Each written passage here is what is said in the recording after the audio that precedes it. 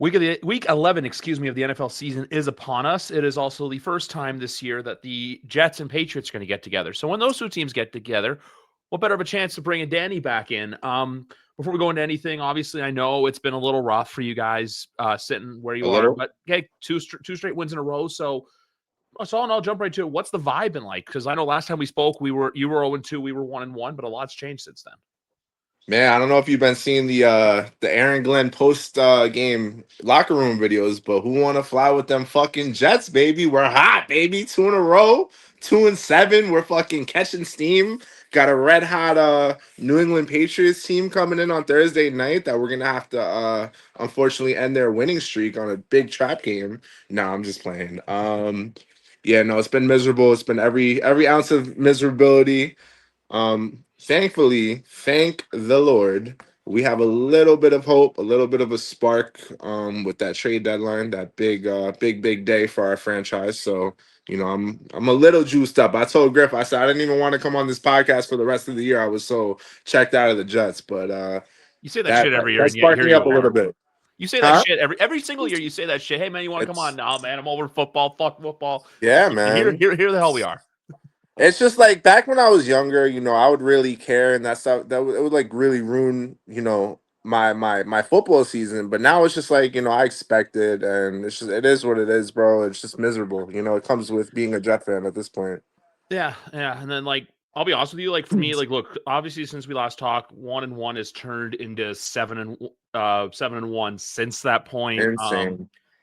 I'll be honest with you, it's basically playing with house money at this point. Like I know there's a lot of people out there, oh, like New England this. Like I think people are still waiting for that. They're waiting for that to come down. They're waiting for them to have that bad game, which hey, I feel like it can come at any time. I feel like look, the next 3 games they have between the Jets, between the Bengals, and then the Giants before the bye week. Very well anything can happen. That's the wacky thing about football. Like you want to look at wacky with football, look at what Big Rad's Dolphins did on Sunday. Yeah, yeah, very Like true.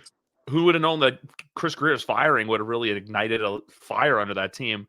I just want to talk about your Jets for a second because, look, I know everyone's like saying, "Oh, fire sale this, fire sale that." No, I think what's going on is kind of like what we saw in Detroit a few years ago, where Aaron Glenn wants his guys in the building. Like I'm not saying Sauce or Q or those guys, but he's going to want those, the guys who are really going to, hey, you may have to endure it for a year or two. We'll see where it goes, but hey, So I'm building an army who's coming with me. That's just the vibe I get. a fire sale to me is like when you just sell guys just to sell them. I think Moogie really maximized the value on these guys. Mm-hmm. If somebody's calling your team with 2 first-round picks and a receiver who was just taken in the second round last year who isn't playing because of the depth chart, the Colts have plenty of receivers. I'm very high on AD Mitchell. I think he could potentially be a piece here.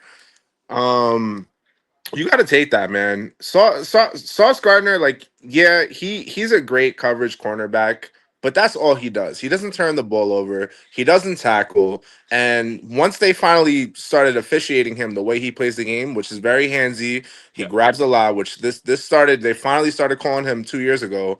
He hasn't been the same corner as those first 2 All-Pro years. So I think if they would have even waited till the offseason to move Sauce Gardner out, like it would be hard even just to get 1-1 with that contract because he's not a $30 million cornerback. I'm sorry. He just doesn't change the game that much for him to be worth that. So a team like the Jets that is clearly rebuilding, he has no use for your team. Like he's not helping you get over that hump. So I'd rather trade him to a contender and you fill in pieces like that. You don't start from the outside in, you start from the inside out. The O line, the D line out. So that was fine. Quentin Williams, great jet. My hats off to him. He was phenomenal here. It was time, man. He's over the situation. All respect to him because he requested a trade 3 times this year. It never came out once. So that would have completely tanked his trade value. He was a great jet. It didn't work out here, but you know, Dallas is calling with a first and a second round pick for him on a guy who's how old is he going to be when the Jets are really realistically ready to compete? So you're gonna take those trades all day long. If they were really having a fire sale, Brees would be a Kansas City Chief right now for a 4th round pick. but they see more value in drafting a rookie quarterback next year and having Brees Hall in that backfield. So what's that fourth round pick going to do for you?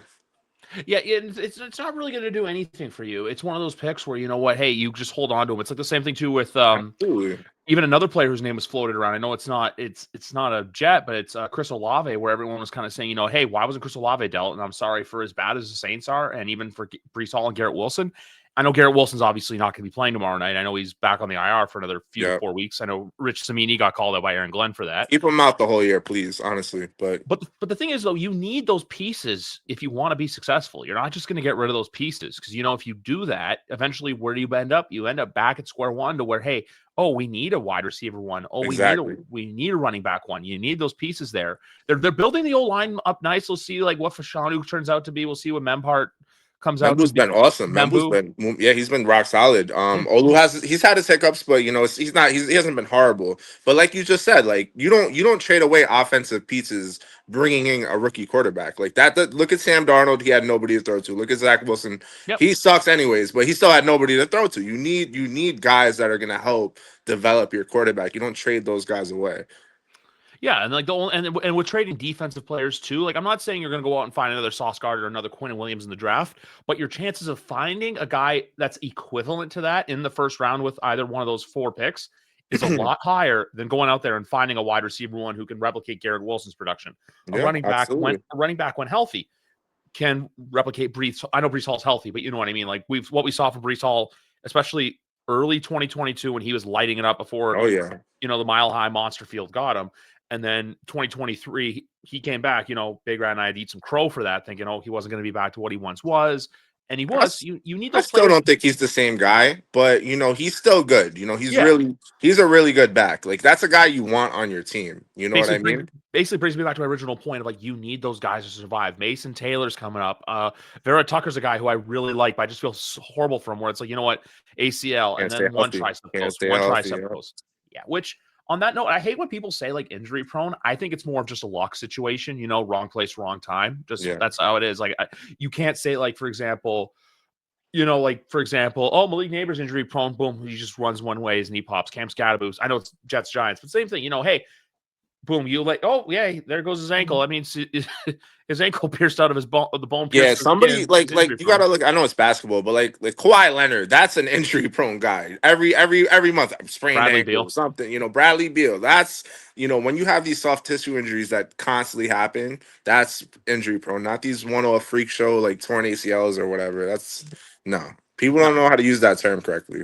yeah, no. People don't. People just like to look at someone. It's kind of like how a lot. The thing I start to notice is because obviously you and I pay attention to the draft and just guys coming out, but like you know how last year Marvin Harrison Jr. wasn't this him figure everyone thought he was going to be coming out of Ohio State. So all of a sudden it's oh, is he a bust? Oh, is he this? He's that. You guys.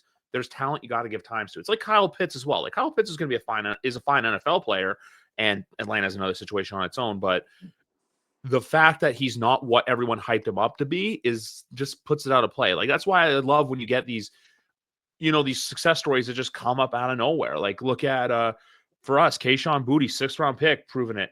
Look at Sam Laporta. And I know everyone likes to say why wasn't Travis Kelce a 1st round pick?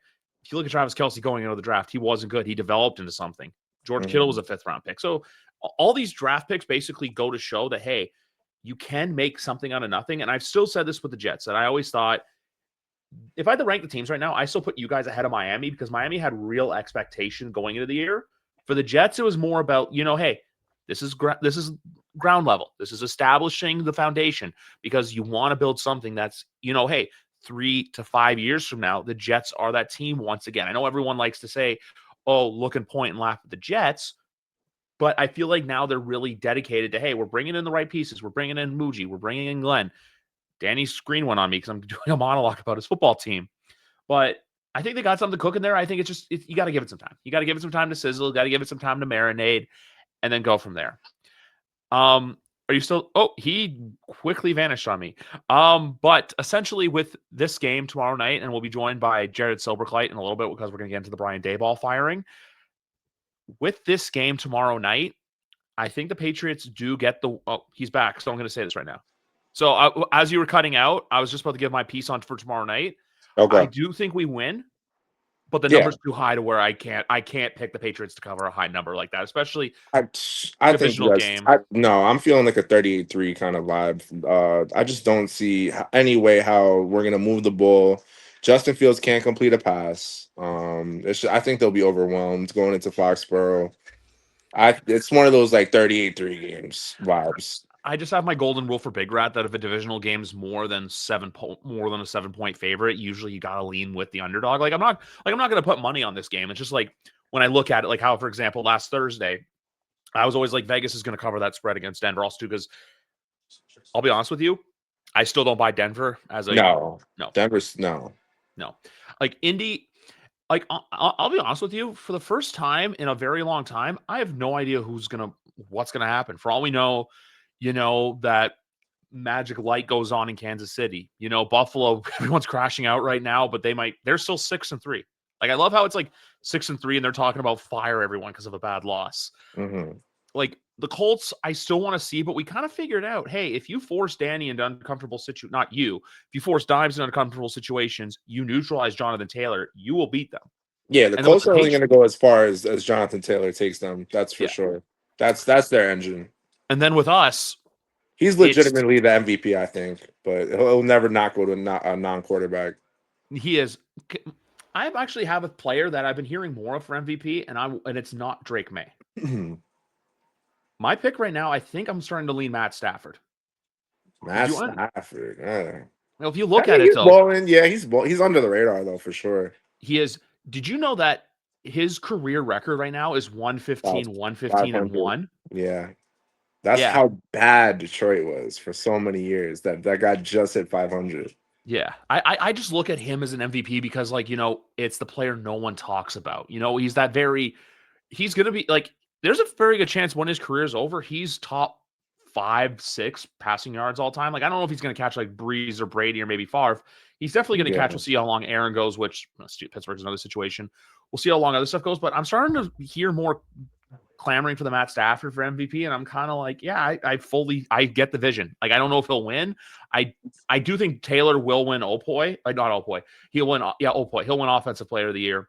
yeah, MVP. Look, I like Drake, but I think the Patriots still would have to get the 1 seed or win the division too, because for all we know, Buffalo does win the division because we still got to play them once. But big knock on Buffalo is that they've lost 2 divisional games so far. That's the big knock on them. Patriots are 2-0 in division play, and if all goes well tomorrow, they're 3-0 in division play. So we'll see what happens. But no, with New England, I'm still like, there's still that. I'm not on here saying, hey, Super Bowl, this season's, it's free money. no, Like if you they were, guys are so ahead of schedule. It's not yeah, even funny. Not even funny. I just hate the whole, cupcake schedule stuff because with the schedule, 14 of their 17 games were confirmed on who they were playing last year. We knew we were playing the AFC North. We knew the NFC South. The only teams they really got because of their positioning is the Raiders, who they lost to, the Titans, who are just dog shit, and then the Giants, who they play in a couple weeks. So Yeah, besides that, like, you can't really make the argument. I think it's just football's that sport where sometimes you gotta know when to hold them, know when to fold them, and know, hey, you don't control who you play. It's not like Bob Kraft goes to the league and says, hey, I want to play this team, this team, this team, and have this happen. No, it's just luck of the draw with scheduling. yeah. No, I can't stand when people say that. Everyone knows, like we know who we're playing next year already. Like Yeah. you can't say that. Yeah, like But next year, it's the AFC East will be playing the AFC West and the NFC North. my lock for tomorrow, Hunter Mhm. Henry touchdown. Never been more confident in a play. National Tight End Day. That was my favorite. That's my best. I don't know if I told you or not. I didn't for the first time in like a very long time. I didn't bet on NFL at all last week. I don't know what it was. The board wasn't talking to me. Wow. Like, I kept looking. Sometimes when you feel like you're placing a parlay for the sake of doing it, like there's not Mm-hmm. real juice Oh or yeah. research behind it. That's how I Oh felt. So yeah. I was just like, you know what? I'm going to sit back, watch the games. And the other thing I'll say with New England too, it's the fact that they are finding ways to win these games. Like how, for example, the game against Tampa, like Yeah, injuries yeah. aside, they win. They're well coached. They have Mike Vrabel, bro. He's a Yeah. he's a great coach. So Yeah. they have that, and now they have Henderson, who balled out. He's probably gonna ball out tomorrow as well. Yeah, Ramondre is out for tomorrow. Yeah, Ramondre, Austin Hooper, and Keyshawn Booty are all out for tomorrow, but they'll probably, I'd say at least 2 of them will probably be back for Cincinnati next Sunday. yeah. They don't need them. Trust me. Yeah. They do not need them. That's in our fine nor'easter jerseys too. But yeah, no. Hopefully, Trayvon can just take over the job because I don't like Ramondre. I think he holds you guys back a little bit, and if Trayvon really starts ascending, then that's another step that the Patriots are going to take to become that much more better. So I think eventually he's not going to be what this player is because I still think this player is one of the best running backs in the league. It's kind of that Jahmyr Gibbs trajectory, where the second you let the dog off the leash, yeah, he's yeah, gone. no, like yeah, their situation. I got what you mean. Yeah, the situational of it all. It's Mhm. just Henderson's really bad in pass pro right now, so we need him to get better in that department. But Yeah, Will Campbell, like you said, you guys have Membu in New York. We got Will Campbell here. We got two fine SEC linemen playing for us. But that's a beautiful thing with the NFL too, though. And even like going into next year, I'm not worried about them having a Washington step back because I still, when I look at Washington, I'm like, I don't know if it was luck or if it was they got hot at the right time or just they decided to sign everyone over the age of 40. I don't know what happened there, but yeah, no, that blew up in their face. it definitely did. But before we get you out of here, I got one more quick question for you. What's up? Um, I know we were talking about him earlier, but when you look at Kansas City, do you still think there's a chance that boogeyman's unleashed, or do you think it's You can never call them dead. Never. yeah? Once January comes around, they really kick into gear and they're a hard team to beat. So The only thing for them is though they do have to win this week because they still have to play the Broncos twice. They have to play everyone 4 times still. But I think if they can go into Denver and win this Sunday, that might be kind of the spark plug catalyst for it all. And then next Sunday, them against the Colts is going to be yeah, that's a good one to watch out. yeah, I'm interested to see that. yeah, So, yeah, but yeah, like I said, these teams haven't been consistent week to week because yeah. Buffalo. Ooh, he is gone again. He gone. I'm going to pause the recording till he gets back.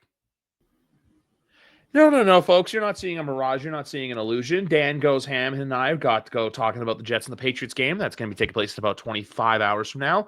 But Jared Silverclight's also here as we crack down the full Week 11 slate. Plus, we're going to get into his Giants, who are a little bit in the news cycle this week. So, before we get into the Sunday slate of action, which when we get to your game, we will talk about your team.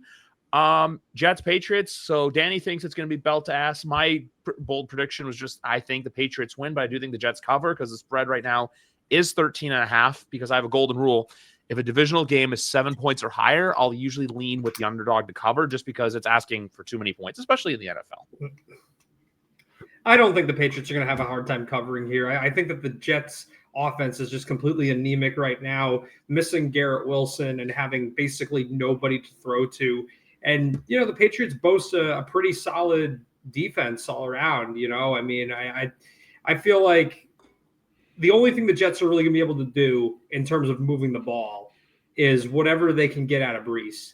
And it's important to note that although they won that game against the Browns, their passing stats were pretty much invisible, non-existent, and they had a couple fluky special teams plays to help get them there. So I have no confidence whatsoever that the Jets are going to be able to put up more than 10 points in this game. I think that the Patriots will cover. This is a game that I could see this being like a 23-3 type of game. I think it's going to be very boring. I think that the Patriots offense will not quite light it up maybe as much as people think they could, but I don't think the Jets we've had a nice little stretch recently of complete dud primetime games with really just pathetic offense all around. And I think the Patriots will do an okay job, but this is a game where I could see Drake May under passing yards, but I still think the spread will be well attained just because the Jets, I think we're going to be completely lifeless on offense. It's the cautious optimist in me that's saying these things more than anything, just so you know. I'm like cautiously optimistic. Like, I don't want to come out here because every time I come out and say, oh, we're going to belt ass, we're going to do this and this, usually it goes the opposite way around. So, like, I think there is a world where that does happen. But for right now, I'm just going to say this is what happens. We do need a good primetime game because last week delivered 3 stinkers. So we do need something good. Mm-hmm. But last Sunday morning, though, we got a really good game in Germany between the Colts and the Falcons. But this Sunday, 9:30 from Madrid, Spain, the last international game of the year. Thank the Lord. Miami Dolphins, Washington Commanders, Tua Tagovailoa versus Marcus Mariota, a couple Hawaiians in Spain. As they would say in the home country's native tongue, Basura. Basura. But no, this game, like, look, Miami got a great win last week. I do think, though, Miami gets a win here because the Commanders just seem anemic and lifeless. I don't know what it is. Like, they're completely different from what we saw last year. Miami, too, I think they're going to do enough to where McDaniel keeps his job and Tua's still the quarterback next year, but they're not going to make the playoffs. But it's going to be, one of those, like, hey, they finished 7-10, and everyone goes, well, watch out for Miami. Miami could be coming back. And then next year kind of sputters, and then it's like either a midseason firing or it's just the writing's on the wall. But that's just how I see it here. Like, I don't really see much else with this game. Just then Miami gets a win. Commanders are – I don't think they'll fire Dan Quinn, but, like, there's a lot of questions to be asked about that team going. Well, I think the Commanders have just been decimated by injuries. They have had some really bad luck with injuries. And a horrible defense. Their defense is horrible, yes. But here's the thing. The defense wasn't good last year either. But it didn't matter because Jaden Daniels was playing so well. But here you have a season where, Jaden Daniels has missed a bunch of games. Terry McLaurin is missing games. Deebo Samuel's missing games. So all of those things. Can I say something on that one note? Player holdouts never work because you get guys who do not train all offseason, and then they rush to get ready, and they get hurt. We saw it with Ayuk last year in his ACL. We're seeing it with McLaurin this year. Yep, no, 100%. McLaurin, like he is definitely high up the list of fantasy wide receiver busts here in 2025. And it's to the things you just pointed out. So that being said, though, I don't classify the Commanders as anemic, lifeless. I think that they're more just really messy, messy team. But I think the Dolphins are kind of a mess too. So we should rewind a little bit. The Commanders did beat the Raiders. They put up a lot of points on them, and they beat them with Marcus Mariota as the starter. And maybe there was a little bit of a revenge factor there, but I think that this is going to be a competitive game. And with how much losing the Commanders been doing lately, I still feel like, I don't know, part of me almost wants to pick them, It's just with me, there's certain things that I saw from last week against Detroit where I'm like, that's where I say anemic, where I'm just like, this is a team where I'm like, and look, Danny and I got into this about the Jets selling off the deadline. The Commanders should have done the same thing too for the guys that aren't going to be there next year. The Zach Ertz, the Von Millers, recoup draft assets, get some draft capital going into next year, because next year's a huge year for quarterbacks because you got Caleb Williams, who's turned it around. You got Jaden Daniels, who injuries aside still is good. You've got my knight in shining armor and Drake May. You got even Michael Penix to an extent, who I still need to see stuff from. And you got Bo Nix, who I've had some opinions on, to where they all have to have big years next year, because then after next offseason, they're all going to go, hey, I want my $50-60 million. If everyone's saying, 60, it's because somebody's going to get $60 million sooner than later. True. Plus as the salary. So, like, Washington next year really has to be competitive, because right now, otherwise, if they're not, you're putting yourself in a Houston situation like what CJ Stroud's going through right now, where it's like you have the a couple great seasons, and then this year it's just been kind of like, rocky roads up and down. But Miami, though, it's what I saw after the game, and the fact too that, look, they made Bills Mafia crash out. Imagine you're 6-3. A lot of those fans went into that game, easy win, easy dub. We're going to take care of business, and the Bills didn't show up. Simple as that. I think we'll talk about Buffalo in a little bit, but I think Miami's going to kind of right the ship to where they'll beat these obviously them against Buffalo is huge just for the mental sanity of that fan base. But I think they're going to be that team that down the stretch they beat the teams they should beat, and then they're going to lose to some teams that they, should probably lose to. Like, I don't see them like losing out, but I can definitely see they're, I think, 3-7 right now. They can definitely go. Asking them to go 7-10 is playing 4-3 football. They're going to play 500 football down the stretch. I don't think it's asking for much. And then for the Commanders, it's pretty much just get to the offseason healthy, regroup, and then get ready for next year. Well, I think it's funny you mentioned that. I'm looking at the Dolphins schedule, and I see a bunch of losses coming up. I mean, it is possible that they win this game. It's possible that they beat the Saints. It's possible that they beat the Jets. That's 3 in a row. But after that, you got the Steelers, you got the Bengals, you got the okay. Well, one thing, because I know that Big Rat out there is listening to this somewhere. I know your team plays well against the Steelers. Usually, that's at home. That's a Monday night football game. Yeah, and this is in Pittsburgh in December in a game that's likely very consequential to Pittsburgh's playoff push. So, no. Bengals, Joe Burrow could be back by then. That's December 21st. Buccaneers right after that.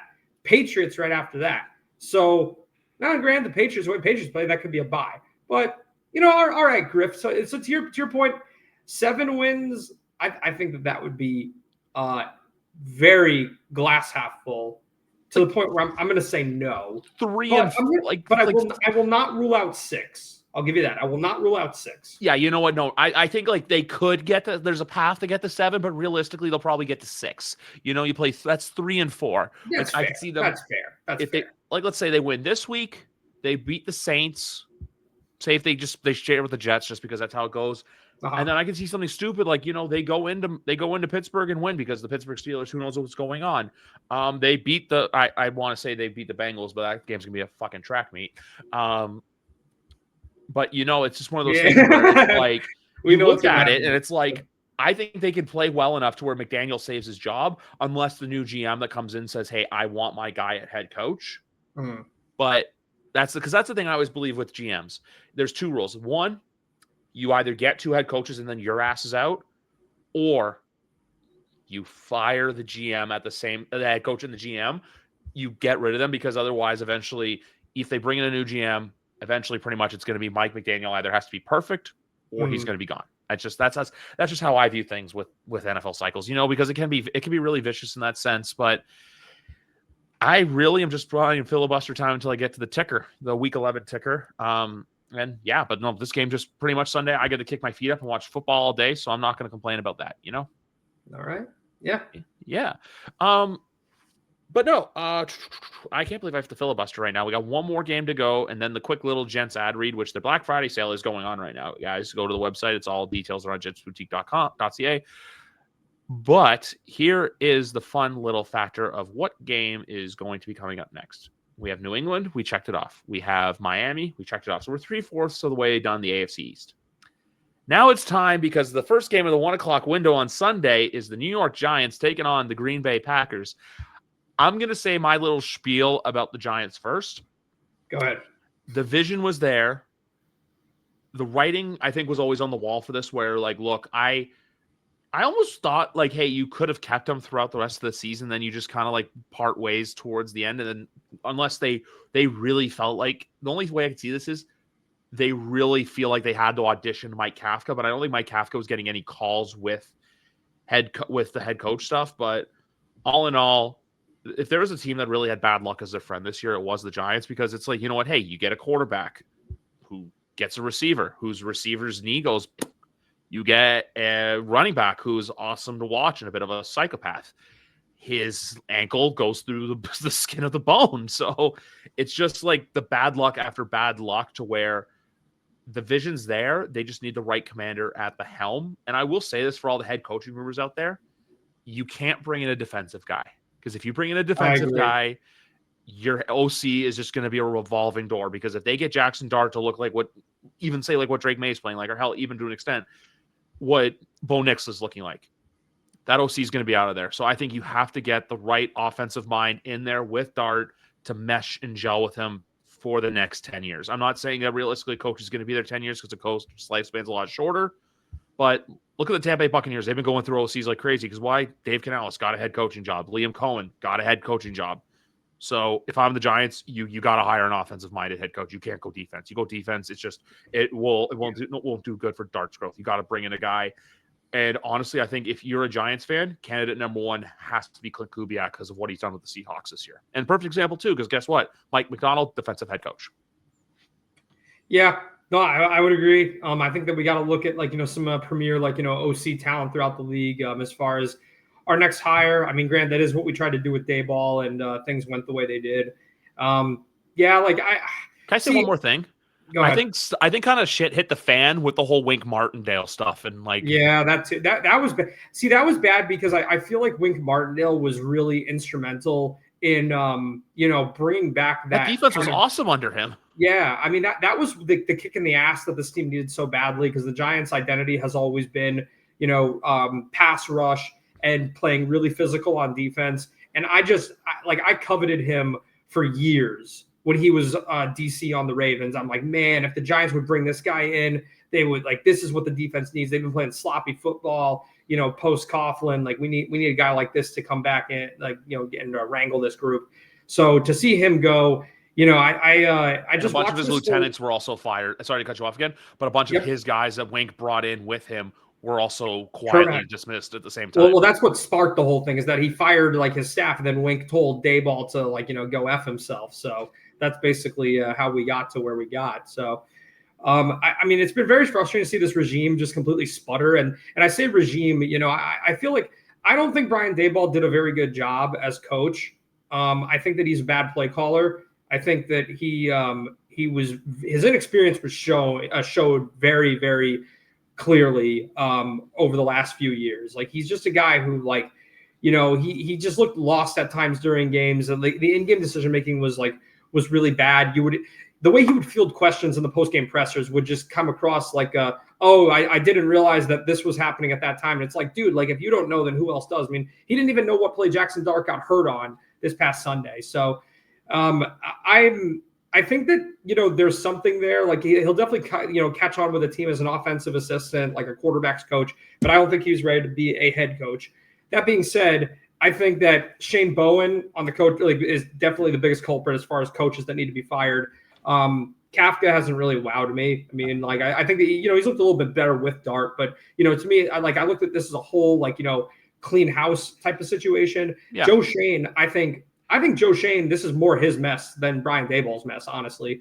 And I think that if they actually are going to keep him and have him lead the next head coach search, I hope that I would like to think that if the team continues, he doesn't get it right, he's out. It's simple as that. Yeah, of course. I mean, I think that, as the season goes along, if they lose more games, they might change their mind on that.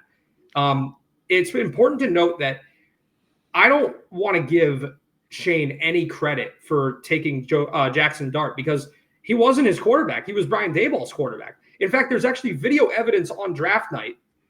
Joe Shane visibly looking hesitant to take the guy. It came out that he wanted Shedeur Sanders. He wanted to try to trade up for Cam Ward. That was his original idea. He wanted Sanders at 3. He's on camera saying, Dart, this is your guy. This is who you guys want to go with. This is who you like, huh? All right, I guess we'll take him. So I don't want to give him any credit for stumbling upon greatness, especially with all the other mistakes that he's made throughout his tenure. It's funny, Brian Daboll got fired, but I'm using this to rant on Joe Shane. But the whole Saquon and Daniel Jones situations and how those ended up, I think total egg on the face. A lot of bad draft picks over the years. Yes, he finally had one good draft class and one layup pick, Malik Neighbors. I don't give him any credit for beyond that. So, I think that this is a total clean house situation that we're in terms of the general manager and the coaching staff all need to go. I don't think that this is one guy, but the midseason decision to fire Daboll, I like what they're going for, because I think that the Giants are at a point as a franchise where it's no longer lose as many games as possible to get the highest draft pick. I think that you've got enough of you do have a nucleus of people here. There's holes to fill, but there's also talent in critical areas to where I think you want to see progress. And I think they want to see if they can create a spark and try to win some games and get some confidence in the room. I don't think that it serves this team well to go 2-15. I think that it serves them better to try to win a few games. I don't think they're winning more than 5, but that's better than 0. So maybe we get a spark with Jameis Winston. I mean, the playbook's going to open up. Russell Wilson never should have been signed. Never should have been signed to this team. So I'm interested to see what Jameis can do. And you're going in there against a Green Bay team that's putting up 14 points a game at this point. The Green Bay, though, is the same thing as, and I completely agree with you on the 2. I think if they go 2-15, it's complete house cleaning. It just shows that, hey, obviously you can't quit on a general manager, but it basically just shows, hey, what was the point of firing Daboll if we just lose out the rest of the year anyway? I know the Giants, going to this year, they never had it easy. The schedule is always going to be difficult. Playing the AFC West, playing the NFC North. It's 2 very tough divisions to play. Danny and I were talking about it because the AFC East literally has to get that schedule next year. Even to getting games week 3 on prime time against the Chiefs. Like, I don't know if that was ever really fair to the Giants. I know why they do it. And I have a little qualms with how the NFL schedules primetime games that I want to get into with one of the primetime games this weekend. But with the Giants, you just want to see how this team fills out for the rest of the year to decide, you know what, hey, who do we want in the building for 2026? Who do we want to get rid of for after 2025? You know, who's going to buy in? I do think, though, if there is quit, it just kind of makes it. If the guys look the same, it's just basically going to be the same sort of thing where, you know, guys just want to get to January, get healthy, and for lack of a better word, fuck off until OTAs. But if you get that buy-in to where you get a couple sneaky wins, but it's like we said, it's not going to be easy because they have the Packers this Sunday. They have the Lions next Sunday. They got Monday Night Football coming to Foxborough December 1st. So there's a lot of those games there where I look at, which December 1st, I was really unfortunate with the Neighbors injury because I wanted to see him and Gonzalez go up against each other because I thought that would have been a very good matchup. But you see now where it's like, hey, the pieces are in place. I still think they need some work with DBs. I think the Deontay Banks draft pick, you got to throw out the window. He's just not yet. But it's just weird because it's like, yeah. But because, like I'm saying, you have a quarterback, you have a running back, you have a wide receiver. You even have a tight end in Theo Johnson, good old Canadian boy who's shining. Yeah. Like, you have the position though. That's the thing. You can always add another you can always add another low cost tight end to kind of. You can. Yeah. I mean, I definitely think that you know, the wide receiver depth is something that needs to be addressed. Like, you know, to me, like, I don't know. I think that you can upgrade from Wan'Dale Robinson. I think that it's incredible. He hasn't been the same since he tore his ACL. No, I mean, he's fine, but like every team has a Wan'Dale Robinson. I think that it's incredible that the Giants have stuck by, you know, Wan'Dale and Slayton for so many years. You would think that these guys were Jamar Chase and T. Higgins with the just amount of longevity that they've been given by this organization. And I mean, I was shocked he re-signed with the Giants. Yeah, Slayton for a lot of money. Slayton, this is another Joe Shane indictment. You know, you're going out there giving all this money to Russell Wilson, you're giving all this money to Darius Slayton. Darius Slayton's getting paid almost what the Eagles paid for Saquon Barkley. To me, that's like a full stop. You know, you're done right there. I mean, I don't know how you justify things like that for a guy who's never come anywhere close to having 1,000-yard season in his life. But, you know, we need, because our offense can't be constructed in a way where Malik Neighbors goes down and all of a sudden the whole thing is, you know, just like it's useless. You know, no other team operates that way. You look at the Niners, they've had a bevy of injuries and they've been a good team week in and week out this year. That's just the exact thing. It's just once Malik Neighbors goes down, it's kind of like you can't have that in the NFL where it's just like, hey, when one guy gets hurt, oh no, the entire team goes down. You can't have that. Every time that happens, it's like we were talking about with I'm going to go to the Colts. I think the Colts are a good team, but if you neutralize Jonathan Taylor, you will beat that team. It's as simple as that, you know? So where you can't have that to where it's like, oh, Malik Neighbors gets hurt. Oh, we don't have anyone to throw to. Oh, Cam Scott. I know Tyrone Tracy's a fine. Everyone kind of called me thing when I said Cam Scottaboo was going to be RB1 by the end of the year. But look, Cam Scottaboo would have been RB1. And he fantasy darling too. Also cost a lot of people probably a potential championship, but you know. But the thing with that is, though, you need to have other talent surrounding to where when those guys get hurt, someone is ready to step up. 100%. Yep. The Giants need, I think, in my opinion, the three biggest concerns are, and with wide receiver stuff, I'm not saying they have to go spend a first-round pick on another wide receiver. You know they can. Go try to get like a Caleb Downs from Ohio State. Get that lockdown corner. Get some linebacking help because you need some linebackers to help out that fine front four you got there. And I know I said fine, but like the front four the Giants are building is beautiful. Like you got some absolute dogs at the pass rush position. But the question with that is, though, you gave Brian Burns all that money to where it's like eventually is it going to be like, hey, I don't want to be here anymore if we're going to suck continuously. So the Giants really have to focus on switching the ship around because sooner or later they're going to want out. But I will say this, though. This Sunday's game against Green Bay is either going to be exciting for a good or bad reason, or it's going to be boring. I can't get a pulse on the Packers. You know, like 1 week, oh, they look great. Like they go into Pittsburgh, Sunday Night Football, take care of business. Then what happens? They lose a stinker to the Panthers. They lose a terrible Monday Night Football game, which I can't believe I watched instead of watching John Cena become a Grand Slam champion. Because I always go like, oh, Monday Night Football. I'm like, Packers, Eagles. This is a game I had circled 10-7 done. I'm like, are you effing kidding me? But I'm going to go with the Giants to at least, I think the Giants can cover this one because we don't know what Green Bay is. But I do think Green Bay sneaks out a win to, where people kind of go like, oh, look at the Packers. They got to win. But then the cracks are still showing to where it's like, okay, they won, but they still did this wrong. Let's take it. So what do we got for a line here? 6.5. 6.5. I say that the Packers will cover that. I don't think. Yeah, I mean the Giants can hang around. I think that a lot of people forget with spreads. Losing by 10 doesn't necessarily mean a game was a blowout. It could be you could be losing by one score the whole game, and then team kicks a field goal at the end, and that's your 10. I think I still consider 14 plus to be a blowout. Okay. So. But the thing is that it can get there with a score at the end is what I'm saying. Like the general flow of the game can be a little more tightly wound. And I think on paper I look at this game and I think it's going to be quite similar to the Giants game against the Chiefs earlier in the year.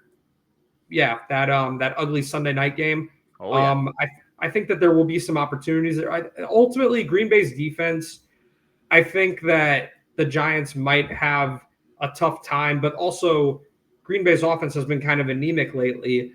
I do think that with how bad the Giants' run defense has been, that Josh Jacobs will be able to pick up a head of steam and get them going and maybe even open up some downfield passes to Christian Watson to stretch the secondary a little bit because we've got weakness. That's our weakness on defense is definitely defensive backs. So I think that the big plays are there to potentially be exploited. Generally speaking, I think that both defenses should do all right to hold each other in check. Jameis Winston is going to take some shots, so that should be entertaining to watch. But it's also a tough defense. So I think just ultimately, again, how bad the Giants have been at stopping the run. As that second half rolls on, Josh Jacobs should probably help the Packers control time of possession, and I like them to win and cover. Yeah, so that's just the only thing I see with that, where I just think, it's the head coach bump. It's that I want to see something from them. It's just I need to see it from the Packers before I buy it just because of how the last couple weeks have gone. Like I said, too, losing that stinker to the Eagles when the Eagles didn't have their stuff, and then letting the Panthers do what the Panthers did, which leads us to our next game where Atlanta's playing Carolina. Carolina, surprising, they're 5-5 right now. They kind of got there. I'm not saying they're there yet, but they're figuring it out. They're picking up some wins. They're looking like a competent football team. And then you have the Atlanta Falcons, who I have no idea what they're doing. They don't have a first-round pick this year. Drake London's really good, but Michael Penix is a weird quarterback where I'm like, you're either going to see him do something wow or he's going to do something stupid. There's no in between. But for as much as I like Carolina, if Atlanta still wants any sliver of hope of remaining alive, which I think it's near extinct, this is a game you get right at. But I'm not doing that. I just can't look at the Falcons and say, I want to bet on you. I think Carolina pulls out the win here. I think that Atlanta wins. I think they're due for a win. I think that they've been, they lost a tight one against the Colts, but really tight one against us. Yeah, tight one against Colts, tight one against you guys. To me, I think the Falcons are better than their record shows. I think that they've had a tough schedule. If you look, really, this is a team who their losses are against the Bucs, division leader.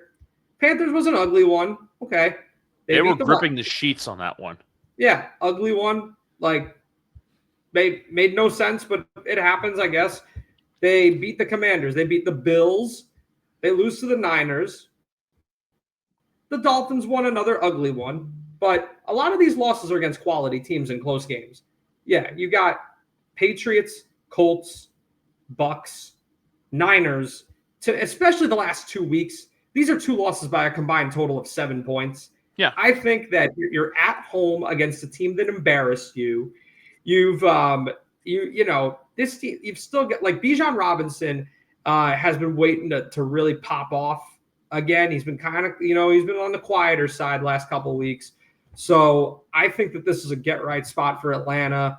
I don't think that this season is going to end very well for them. I think that they've dug too deep of a hole, but this is just not a team that I think is going to keep losing and finish the season 5-12. I think that they got some more wins, in them. I think that you're going to see, them beat Carolina this week for sure. I think it's going to be by a lot too. So the big thing I see with this game with I just see and also I'm looking. I was trying to update my fantasy roster to see what Bijan Robinson's points total are, because obviously the podcast league I have him. He got 17 against New England, and then he had 10 against the Colts. He hasn't popped off for 20 points since that game against San Francisco, but his best was against the Bills that time.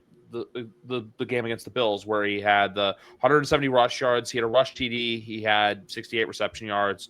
So I think there's a lot of people out there that are waiting for that Bijan pop, if you will, but I still think it remains to be a question mark on if he does it. And that's just the thing. It's that big, what are we going to have to do with Bijan? When's Bijan going to pop off? It could be in this game. It's just, I like to see what Carolina's been doing. Carolina's also coming off a bad loss to the Saints. And I'm not here to say the Panthers are a playoff team, but, for both these teams, this is pretty much whoever loses this game. I'm not saying their season's over, but you're pretty much going to be not making the playoffs officially, or not making the in the hunt graphic for the playoffs if you lose this game. But I will say this, so even if Carolina loses, I still like them to cover that 3-point spread. I think this is a very close game. I think this is like a 23-20, something in that range, comes down to a last second field goal. Maybe even lower, maybe a 17-14. Over under for this game is 42.5. So I would probably lean towards that under of 42.5, by the way. I'm going to go, give me Atlanta by 10. I think Bijan sets the tone. You know what? I like it too. But Buffalo Bills, my ultimate question for you, because the Buffalo Bills and the Tampa Bay Buccaneers, this is a get-right game if I've ever seen one for both sides. Both teams suffering bad losses last week. I know the Bucs only lost by 5, but still, Buccaneers didn't have it against the Patriots. One team went to Florida and got embarrassed. One team welcomed a team to Florida and lost. But now both teams go to Western New York, and this has to be a get. I got to put my marbles in there. I know the Buccaneers are a good football team, but you have to figure this is a get-right game for the Bills, no? Yeah, gotta be. I mean, has to be. I know Buffalo Bills fans are panicking, and there's also Big Rat making them crash out on their post-game shows on YouTube. But true story, I will send you the video link after this. But because there's a friend of ours who comes on for the AFC preview show. His name's Greg. He works for Cover One, which covers the Bills. And Big Rat paid $20 to. I'm going to read you. I'm not going to play the video, but I'm going to read you the question that he asked. He also used his full name, which really threw me off. I would have to watch a stupid ad. I got stupid YouTube ads. I don't pay for premium. Big Rat said this and he paid $20 to say this. Big Rat here. The arrogance your fan base has had towards this rivalry permeates to the players. Embarrassing no-show. Screw the Bills and all the mouth breathers in the fan base who thought this was a layup. Because I messaged after that game was a nice message. I'm saying, "Oh, you must be having a great day, buddy, aren't you?" And then I love the fact that he super chatted $20 to be like, "Fuck you and your fans." But no. But this game though, I'm keeping it short and sweet. If Buffalo may or may not cover the 5.5, if the Bills lose this game and go to 6-4, and the Patriots are 9-2, you gotta figure with the Bills. That's what hits the panic button. Last week, I think divisional games, just weird stuff happens. This is almost more of a must-win for the Bills than last week was, because if the Bills lose this game, that's what's going to send their fan base into a frenzy, because their next two, I know Houston's been bad, but you got to go to Houston on a short week, which traveling from Western New York to Texas. And then you got to go to Pittsburgh and play the Steelers in a game that's going to be pretty much if not close to a must-win, could be a potential have huge playoff implications on it Thanksgiving weekend. So yeah, I think Buffalo, there's a lot of pressure on Buffalo because of you guys. Buffalo's been looked at as the team to beat, and then all of a sudden, Pats jump out in front. All of a sudden, Buffalo, now you don't have a lot of room for error. that's just it. I just think with Buffalo, this is a game you got to win. You got to win comfortably.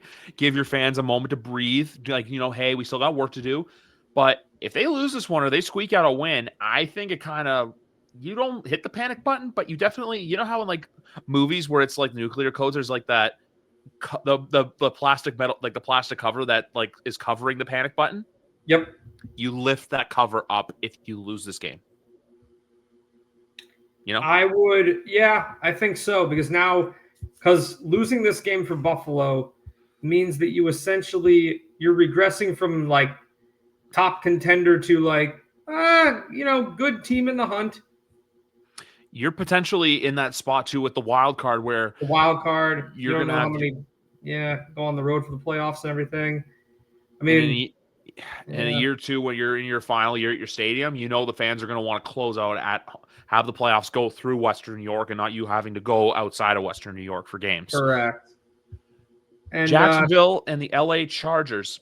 I am going Chargers because they're a weird team like Buffalo too, where they'll lose some goofy games, but then also too they'll win. And Jacksonville is heading into all right. Jacksonville was a first half fraud. I'm saying that right now. This team is Travis going Hunter done for the year too. I don't know if you saw that. Yes, Hunter's done for the year. Is Brian Thomas Jr. going to play this week? Yeah, out of my many fantasy leagues, I have him in one. I'm going to check that out right now. Oh, what's that matter anyway? After all, Parker Washington is the only receiver worth anything, right? Waiver wire pickup of the year for me in one league. Yeah, sneaky, very sneaky. Okay, so I see a bunch of outs. Brian Thomas Jr. Oh, shit. Never mind. I traded Brian Thomas Jr. away. I thought I still had him. Let me go to where I believe he is. Brian Thomas Jr. He has a questionable mark on him right now. He was limited with his ankle injury, so we'll see what ends up happening. He only had 8 points his last game against the Jags. So yeah, but I do think the Chargers are still a legit team. I know everyone likes to dog on. I feel like Justin Herbert's such an easy target for, just harassment when he plays bad, but Trevor Lawrence, man, like, you had a chance to try and win that game and you fumble like that and to backdoor cover Houston, brother. Yep. That's on it for me. The warts are starting to show. You got I think, an unreliable running game. You have a horrible defense. Defense has been trash all year long for the Jags. I think that the first, like, with at full strength, they were definitely, good enough to get some wins earlier in the year. But now it's just, I think that it's getting to the point in the year where, like, the way that they structure their offense and, you never developed Travis Hunter and then he got hurt. Brian Thomas, missing games and not even being used to full potential when he'd been playing. So I think that this is just a situation where, like, they're going to stumble the rest of the year. I think that they're going to fall way out of the playoff hunt. And the Chargers they're a much better team. I think the Chargers don't get enough credit for how good they are. I think that win over the Steelers was kind of like a statement to the rest of the league. Not to say that they are like the best team, that they're going to the Super Bowl, but to me, like, I mean, honestly, if I was going to play like them or the Broncos, I'm more afraid of the Chargers at this point. Because I look at this monster on offense and like how deep that receiving core is and the fact that they're getting production out of Vidal. And then you look at how well the defense is playing and you look at Justin Herbert, just his durability. The tight end they got in the draft. What was that? Yeah, that tight end they drafted too, whose name I'm blanking on as well. Yes, yeah, exactly. That's the thing. The wide receivers were playing so well. And then you add in Gadsden to the mix, which I know he got hurt last week, so I don't know if they said he's going to play this week or not.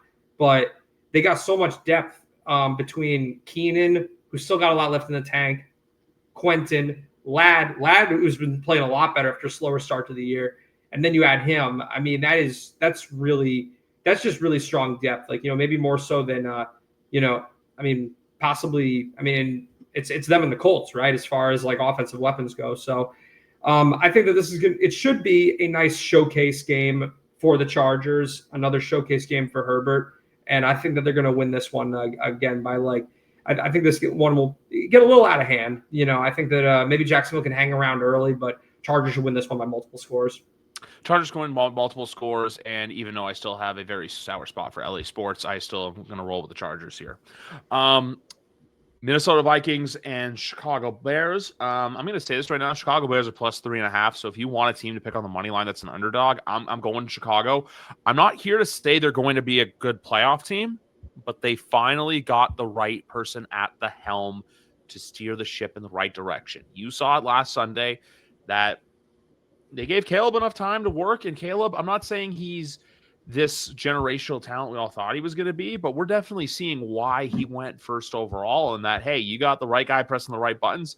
He's doing well. They got a good running game. They got a good tight end set. Rome Odunze is really coming alive, and that offensive line is doing its job protecting him. So I'm going to say this right now. Caleb Williams is the guy. JJ McCarthy, I don't think he is the guy. Yes, but I think it's a little bit more complicated than that. I don't know. I mean, this is a tough one. I'm not totally sold on Chicago. I'm just not. I feel like they beat up on weak teams and then they'll lose to the teams they should lose to. Right. I mean, this is kind of a tricky game for me. I almost trust the Minnesota defense more than the Bears, but at the same time, that Vikings offense is so limited with JJ McCarthy. That deep-throated nailer was a outlier against the Ravens. Other than that, everything we've seen from this guy in every one of his starts has just been really just by the numbers, pedestrian offense. I feel like they were getting more when they had Carson Wentz in there healthy. So it's tough.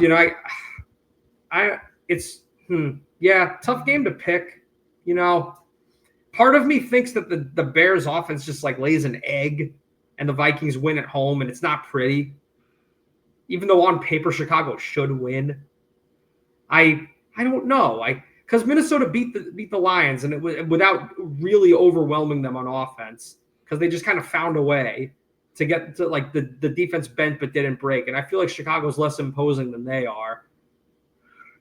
I don't know. Part of me just thinks that Chicago's due for another L, and that they're not going to really elevate as much as people think they should. So it's kind of a pick. It's kind of a gimme, go either way, but I'm going to lean the Vikings. So with this game, I'm going to look up the Bears, because the Bears also too do have a really tough schedule after this, to where they did bank some wins. Because if you look at their last 5, they're 4-1. Their only loss coming to the Ravens.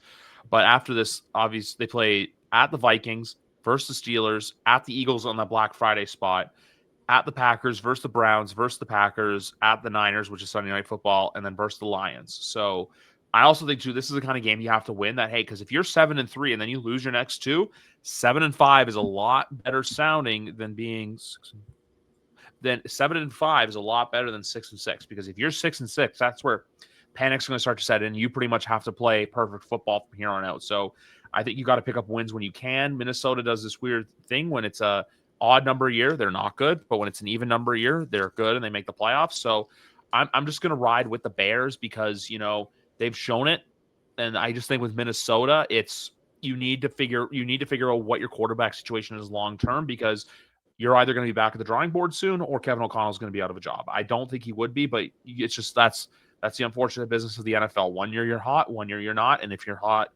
not hot longer than you're hot, you're going to be fired. Yep. Yeah, totally agree with that. I would say that they made a big mistake getting rid of Sam Darnold. They could have gone to maybe a quarterback needy team to get rid of McCarthy and rolled with the hot hand. But they didn't.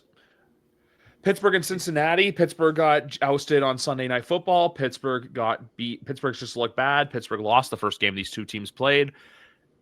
Give me the Steelers, because they're going to do that thing where they, they'll beat up on a bad team and a bad defense, but then it's going to be, oh, Pittsburgh, look at Pittsburgh. And then next week it's, look at Pittsburgh. Pittsburgh's like, have you ever seen the movie Hall Pass? No. It's a weird movie with Owen Wilson and Jason Sudeikis, where basically each get a hall pass from their wives. And one of their friends has this weird theory with women where it's one girl will surround herself with a bunch of on it more less attractive girls than her to make her seem hotter. And that's kind of the Steelers, where it's 1 minute, like you zoom in, it's like, oh, it's the most perfect girl in the world. And you zoom out and you're like, I don't know. I know that was a bit of a misogynistic statement on my part, but Pittsburgh's kind of in that similar category where it's like they'll have a couple games where it's like, look at what they did against the Colts. Oh, they play a perfect game. TJ Watt, who I'm sorry has been on a milk carton for a lot of this year. He has not looked like TJ Watt of old. But then they have games where they look perfect. And this is kind of the thing I think Aaron Rodgers will prey on is just a weak defense overall. And how reliant is Joe Flacco going to be down this stretch? Because the other Joe said, hey, I'm coming back. And I think for America and I think for the NFL's hope, he's healthy because they play the Ravens on Thanksgiving night. And if it's Joe Flacco against Lamar Jackson, that could get ugly. But if it's Joe Burrow and Lamar Jackson on Thanksgiving night, that's a huge for the league, for the Bengals, and for NBC. Yeah, I like to think that the Steelers get their win back. I like this Bengals offense with Joe Flacco a lot. I think that he infuses them with a lot of life and, just fits the style. But they also have a porous defense, really porous defense. I can't quite see the Bengals doing this to them twice. So I'm going to say Steelers get their win back. But I hate the Steelers right now. I think that they're just an ugly team. I think that this offense is a disaster. Arthur Smith, I don't even know how Arthur Smith has a job in the NFL. To me, like he is, I don't understand this alleged method to the guy's madness that he just excludes the best players from his game plans constantly. He did this in Atlanta, just criminally underutilizing Bijan Robinson and Drake London. And now you look at, all year long, I mean, maybe it's just a failure to develop a number two, but like, where has DK Metcalf been outside of 2 games this whole year? He's by far the only, real weapon that Aaron Rodgers has to work with. And the guy's getting like maybe 3 targets a game. So I don't know what's happening there. But that being said, the Steelers, they do have a way of finding ways to win these games. And, they do have a winning record this year for a reason. I think that they will hang around before the Ravens overtake them. They are heading the wrong way, but this is a game that they'll win. Yeah, like they'll find a way to sneak out a win here and give everyone that oh, look at the Steelers, are the Steelers back? And then everyone's got to kind of the national heads will do that, and then all of us will be like, you beat the Bengals, who are just not a good defense. It's just it ain't it. I can't see them doing it twice, like you said. And when it comes down to which defense can I trust to get a stop in this game more, I do trust the Steelers defense to kind of rise up because that defense has been under a lot of scrutiny this year. So give me the Steelers.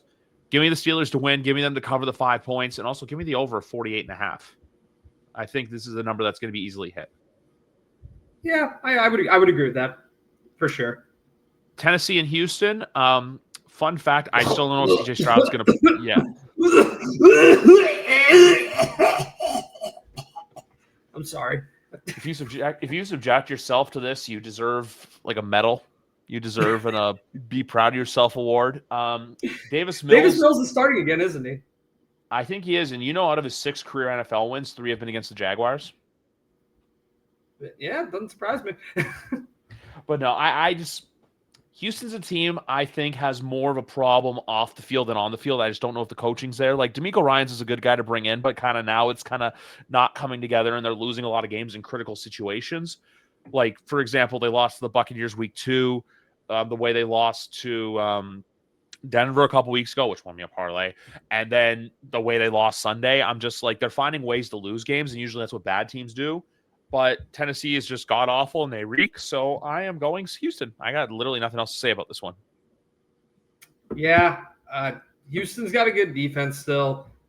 They got momentum after the comeback win. The Titans are the worst team in the league. There's nothing else to say. Just ugly. But Arizona, Houston will win. Maybe it'll be 17-10. I don't know. That'll be gross. Over-under is 37.5. Arizona and San Francisco.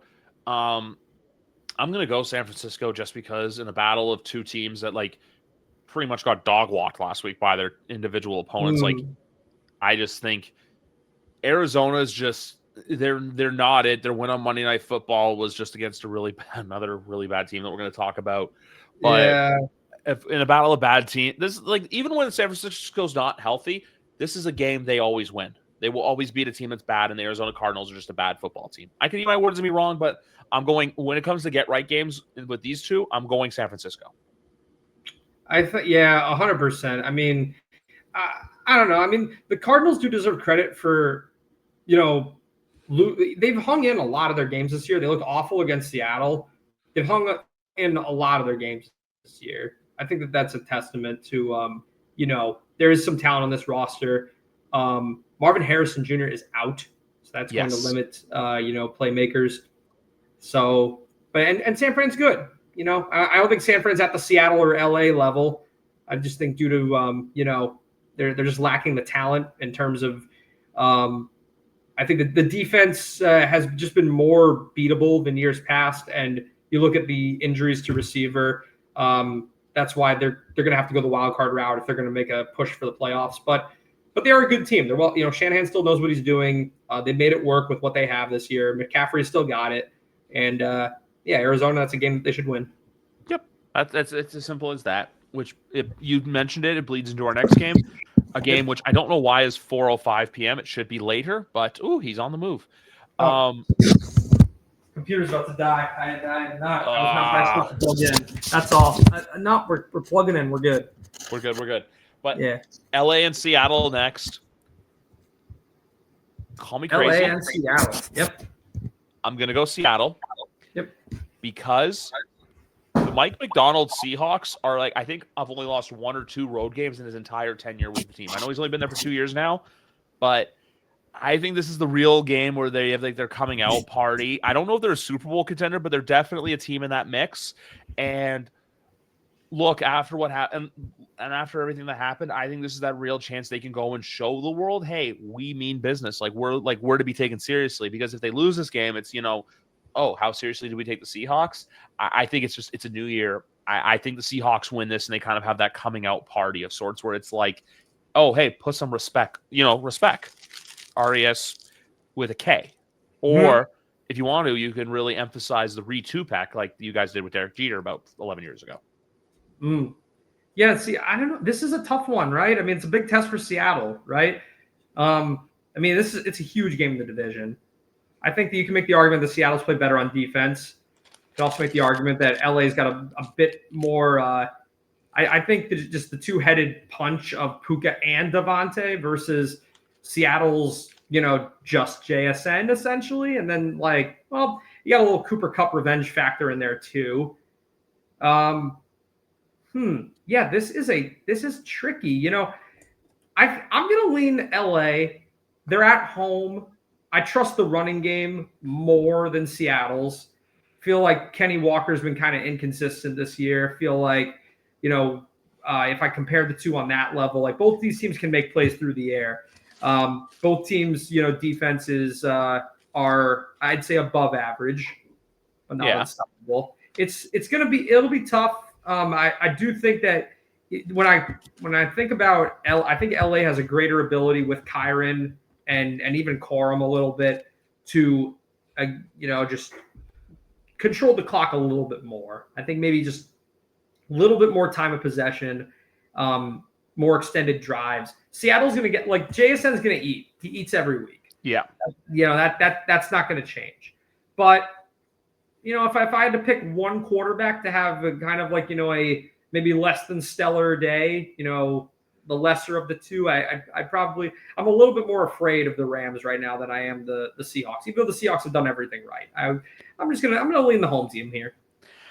Yeah, we're just two minds not thinking alike at all tonight. Every time I give a pick, Jared's just like this. I can see LA winning, but I think for the sake of storyline and everything else, this is that game that Seattle really needs to show the world, hey, we are to be taken seriously. It's no longer, hey, we're just winning these games like the last ones. Obviously, they laid belt to ass against Washington and Arizona.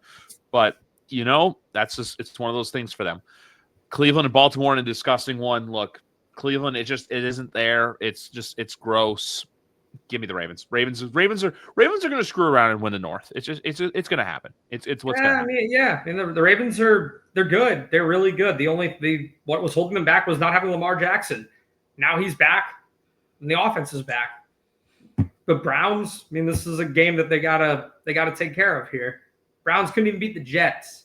How do you lose to the Jets? Bad special teams. How do you lose to the Jets, man? Literally, it was just you can't even get Quinshon Judkins to have a 100-yard game against the Jets. And I think he had like 80. He had like it was a labor to get there too because he had a lot of carries. It wasn't for lack of trying. No. Browns are the Browns. We knew that they were just screwing around this year with the quarterback carousel. Like, I don't know, but we got to get some Shedeur Sanders in here at some point, though. I mean, Dylan Gabriel's not it. He's too small. They're going to do it in like December to throw him a bone just because they need to see what he's got for next year in case they do want to draft a quarterback. But if you draft him and then you don't try him out and you take another quarterback, you're kind of rinsing and repeating everything you've done before, which I just don't agree with. Agreed. Also, why this game is at 4:25, I have no idea because there's one marquee game at 4:25. Kansas City travels to Denver. I'm going to say this is a real show me something game for the Broncos. But Danny called them the boogeyman. I called him a cockroach. Because you can't just not kill him, expect him to go away. This is the game I think people kind of get reminded who exactly the Kansas City Chiefs are. I'm going Chiefs here. Denver's got a good defense. They've got some good offensive weapons, but Bo Nix isn't it. They've gotten by the skin of their teeth in a lot. There's a lot of games this year. Like, you want to talk about the Jets. They barely beat the Jets. They had to will their way, and Jackson Dart had to make some silly plays for them for you guys to lose. There's a lot of times they've gotten by the skin of their teeth.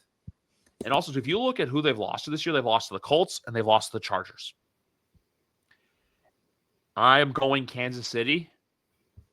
And the spread keeps climbing up. I'm going to go Kansas City to cover the 4.5 points. I know I don't like the Chiefs covering spreads, but I think this is a game that they kind of remind the NFL world, hey, we're still here. Like, I know it may not be pretty, but I think they find a way to get a win in Denver. Well, I see. Yeah, and that's the thing. I do agree that I think the Chiefs will win, but I don't look at this like this is like a Chiefs statement game, like the Chiefs like reminding everybody like who they are in a way. Like, I don't think that this is going to be like I don't think it's going to be like a vintage. Can I give Chiefs an example? Go ahead. Do you remember in 2019, Brady had that game against the Chargers where he was just like after the game, well, everyone thinks we suck and everything like that? Yeah. It's that kind of game where, we see a close within a less than a touchdown kind of result where Pat kind of like has to go down the field and make magic happen. And he does, where like he does a couple of those, like he always seems to have. I remember one of his first crazy passes was to Tyreek Hill in Denver in 2018. I believe it was on Monday Night Football too, where like, we see like a vintage Patrick Mahomes performance, like the Michael Cole vintage Patrick Mahomes, like that sort of. Like, I'm not saying they're going to go out there and like belt ass. No, I'm saying Kansas City's going to kind of go out there and kind of like put their mark where it's like, don't forget about us. Like, don't like the whole Geno Smith, they forgot like whatever Geno Smith said after that game against Seattle, with the Seattle Denver game when Russell made his return, Yeah. I guess the way I kind of knowing the history between these teams and how they tend to play each other, I feel like it's going to be a very tough-nosed defensive game. I do think Kansas City will win, but I think that this is going to be more along the lines of it will be sluggish offensively. There's going to be a lot of unders across the board. There's going to be a lot of field goals. I feel like the Chiefs are going to barely win this game on like a last-second field goal, like 19-17 or something like that. And there's going to be some kind of like BS penalty. They're like, oh, how was this called? Like, what the hell? Like, Denver should have won. Like, I feel like it's going to be like that kind of a game where it's going to be a sluggish affair most of the way through. Going to be some good, if you like smash mouth football, tough-nosed defensive type of game. I feel like it's going to be in that vein. It won't be as ugly as that Raiders and Broncos game from last Thursday. It'll be a little step up from that, but I just think generally speaking, like these are two teams that their identity is mainly rooted in defense, and these freaking divisional games, the opponents know each other so well. I can't really see this game devolving into any kind of a shootout. I feel like Kansas City will put up like very sluggish, pedestrian running numbers as usual. We know that Kansas City defends the run pretty well. Other than James Cook, running all over them when they play Buffalo. But it'll have its moments, but it's going to be more of like a war of attrition. Who can win, in the trenches, that kind of a game, more so than that Patrick Mahomes will get all the credit for, even though it's really going to, go to the defense.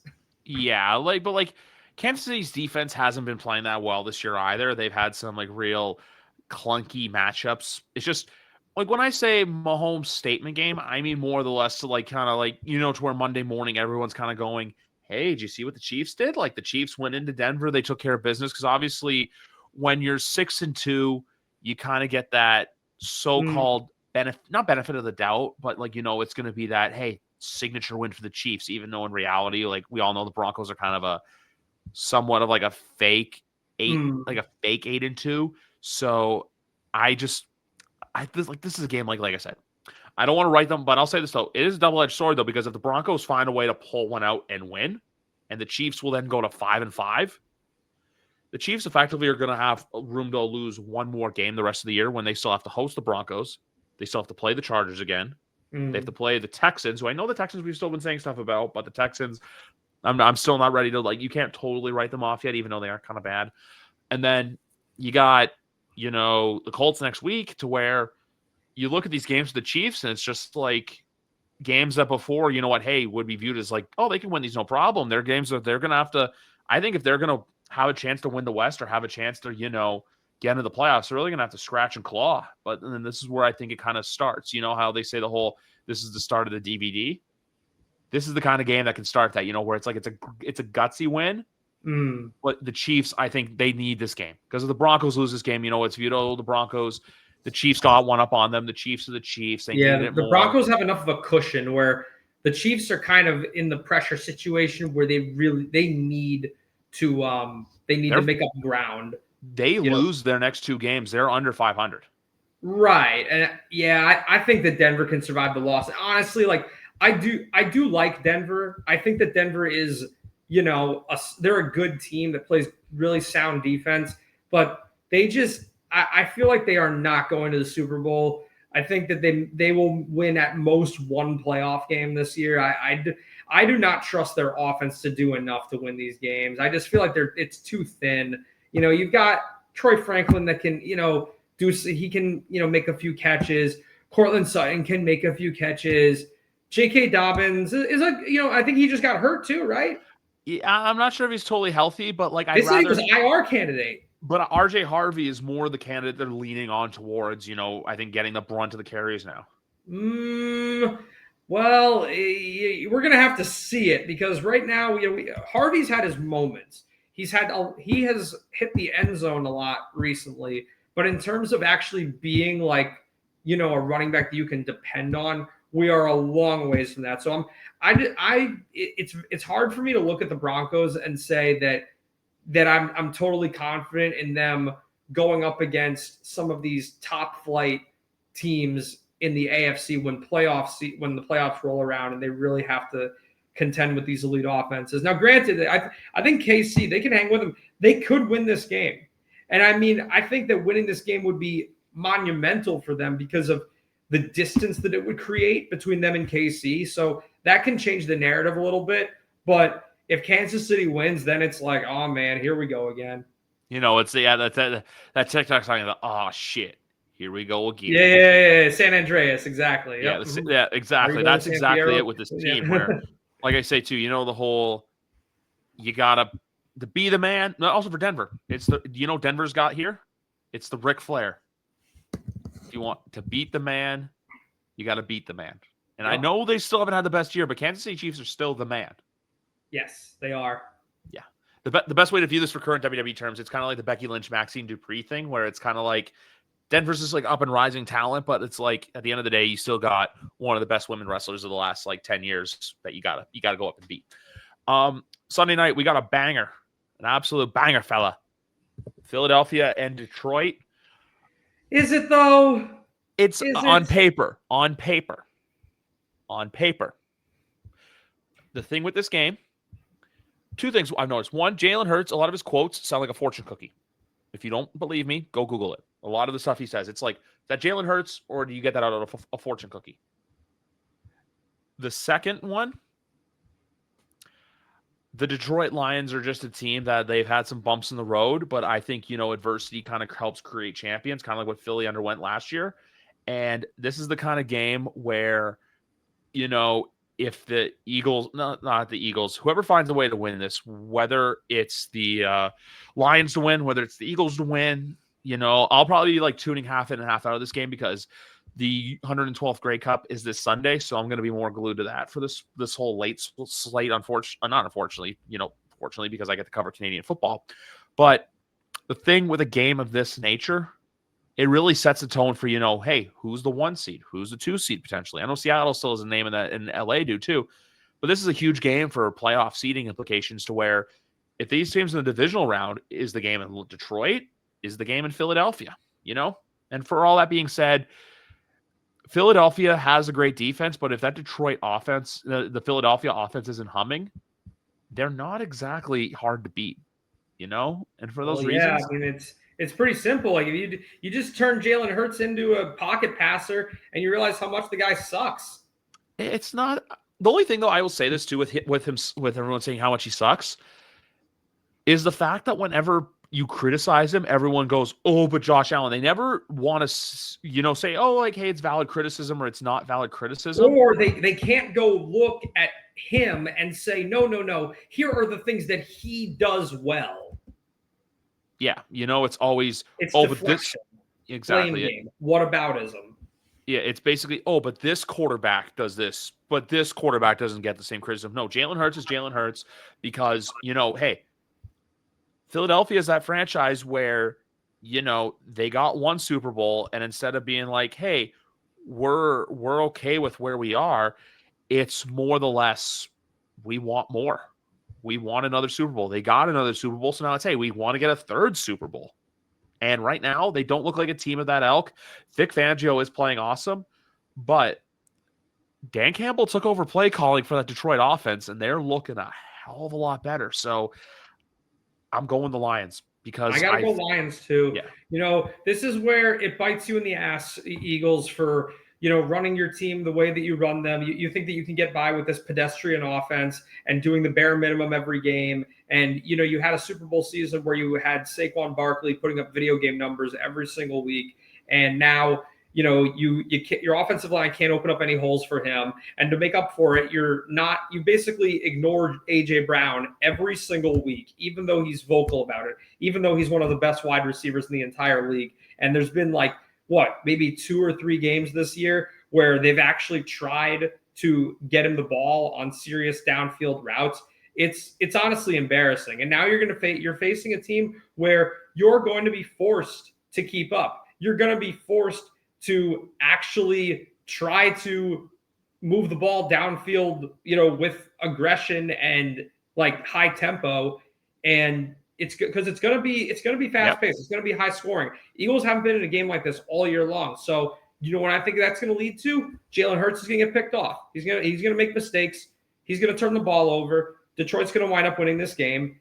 And then Eagles are going to be like, we weren't prepared for this. Yeah, of course you weren't prepared for this. You think you can get by scoring what? I mean, they've had one game this year, one game where the offense has looked anything like last year. And that was against the Giants, which they were punchless, but when they faced them, you face a team, and midway through the game, we lose Scadaboo. We didn't have Neighbors, all the defensive injuries. But other than that, I mean, if they think that they can get by doing what they did against the Packers on Monday night, this game is going to be a rude awakening for them. It's not so much of a rude awakening for them, more than it's that wake-up call for the rest of the nation to where it's like, oh, this isn't the Philadelphia Eagles of last year. You know what? Oh, Philly, it's not as easy as it looks. I still do think we are headed towards a tush-push ban, not because of Philadelphia being, a fair or unfair advantage, but rather because of the way it's officiated, because of the shit that happened in the second game against you guys. It's the stuff like that to where the officials don't know how to properly rule it. Look, they're still a good football team, but if that offense isn't clicking on all cylinders, look, they pretty much lost that game. They won that game because Brandon McManus was kicking miracle field goals on a bad leg. You know, that's the thing. They were asking Brandon McManus, hey, hey, you got to do this. Oh, you can't do that? Oh, well, shit. But my whole thing with a game like this is just simply Detroit's that team that has it. Detroit's going to find a way to win. And then, to quote Jay-Z, on to the next. That's it. On to the next one. Monday Night Football, we finish with. Usually I've been picking Monday Night Football over Monday Night Raw. This Monday, I'm picking Monday Night Raw over Monday Night Football from the Garden because I was disappointed in last week, and I have something to say to you. Can we please stop giving the Dallas Cowboys so many goddamn standalone games? I know Jerry Jones, and I know, it's a sideshow attraction. No. You're a bad football team. I don't care what marketing brand name recognition you have. Whose bright idea was it to put these two terrible teams on Monday Night Football in November? This is a game you put on Monday Night Football like week 2 or week 3. Did they do it because it's going to be, look at the thousands of Dallas fans who travel to Las Vegas? Who wants to sit and watch a mediocre Dallas Cowboy team play Geno fucking Smith on prime time? I got nothing here. There's not even like a good narrative hook here. I mean, there's no storyline that you can draw from this. This is just an awful matchup. I mean, and like see, here's the thing. The Bengals are not a good team, but they're a fun bad team, right? The Falcons losing record, but their games are fun. They have talent to throw to. Yeah. The Vegas, the freaking Raiders, they are not, there is nothing fun about this team whatsoever this year. It's been ugly seeing them fail to get Ashton Genty going. Brock Bowers has been hurt for like the whole year. He's finally back in action. Had that good game against Jacksonville, but then nothing last week. And Geno Smith, I mean, he's had half his games this year where he's looked like the old Geno Smith.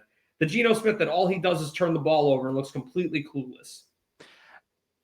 And they find ways to lose football games. Yeah. And when you find ways to lose football games, where does that lead you?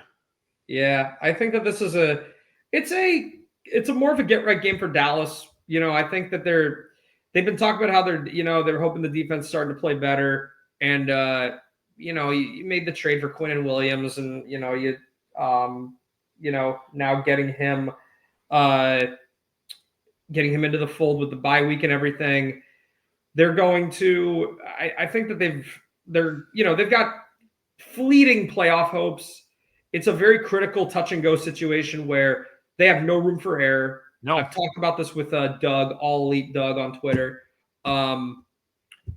How they do control their own destiny if they make no mistakes whatsoever, which I told him I don't think is going to happen. But for right now, they are alive. They're going to be motivated to win this game to give themselves a fighting chance when they go in and play Philly.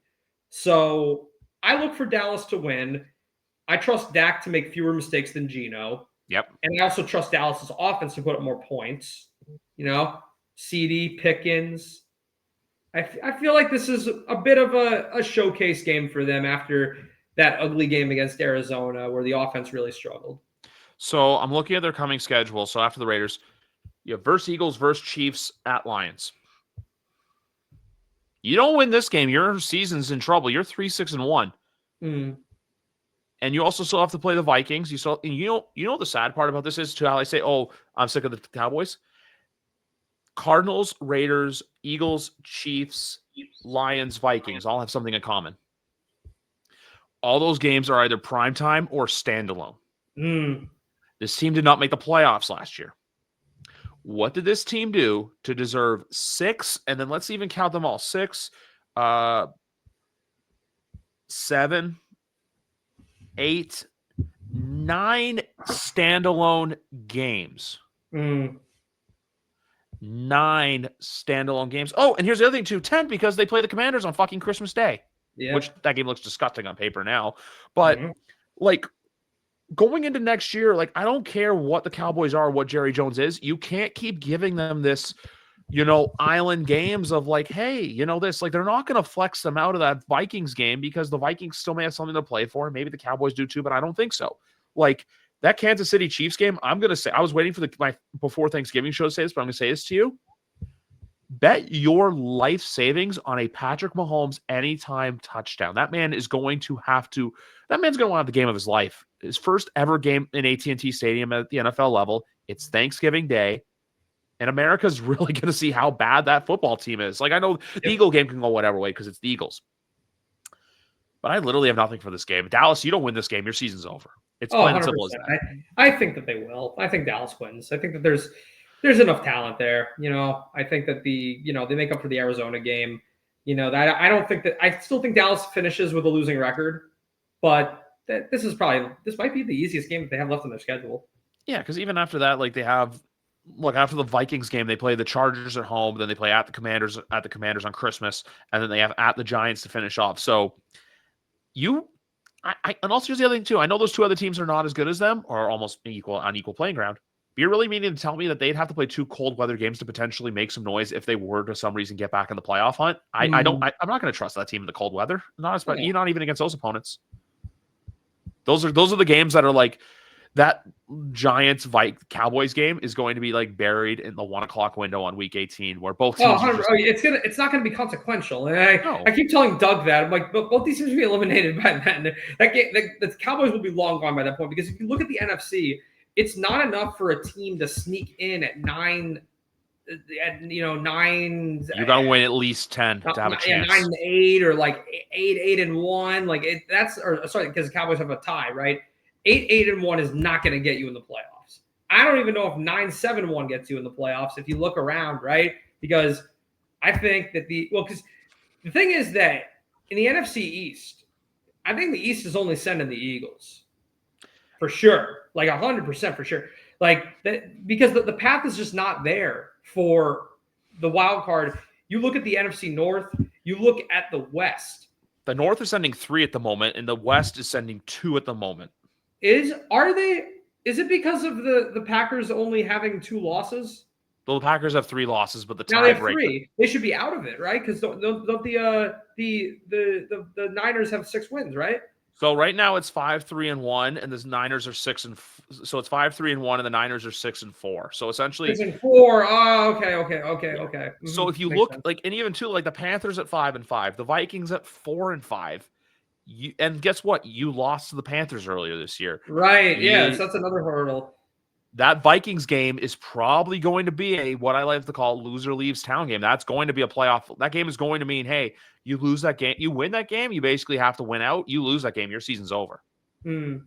And for as bad as the Vikings are, like, I'm sorry, I haven't seen anything from the Dallas Cowboys to where I'm like, yeah, I buy into them. No, absolutely not. And the thing is, we're comparing them to the fringe teams that aren't going to make it either. We're not comparing them to the Lions and the Packers and the Bears, who also beat them.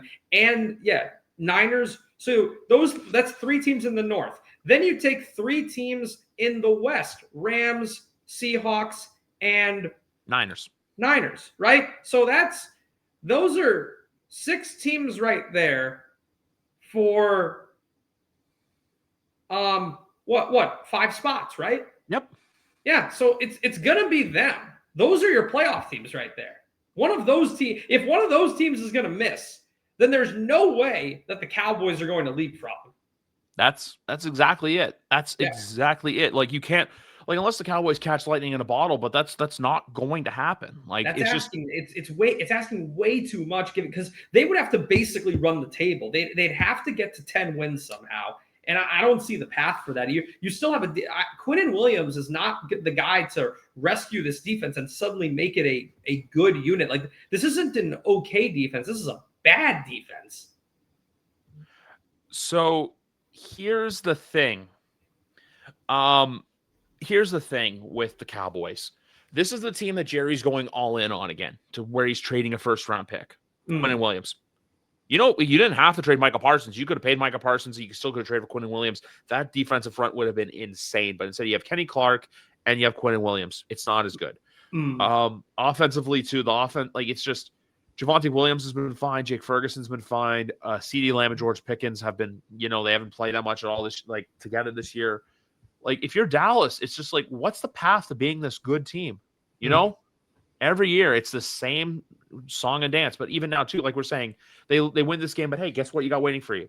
You got Philadelphia coming to town. It's going to be looking to make a point, especially if they lose Sunday night against Detroit. Yeah, but that I think that's the script right there. Is that Philadelphia losing to Detroit, and then the get right game is against the Dallas defense, because then they realize, oh shit, we got to get our offense looking good. We need to get back to our bread and butter. We need to start actually stretching the field. And what better team to stretch the playbook against than the Cowboys? If you want a game to try to get AJ Brown going, that's your game right there.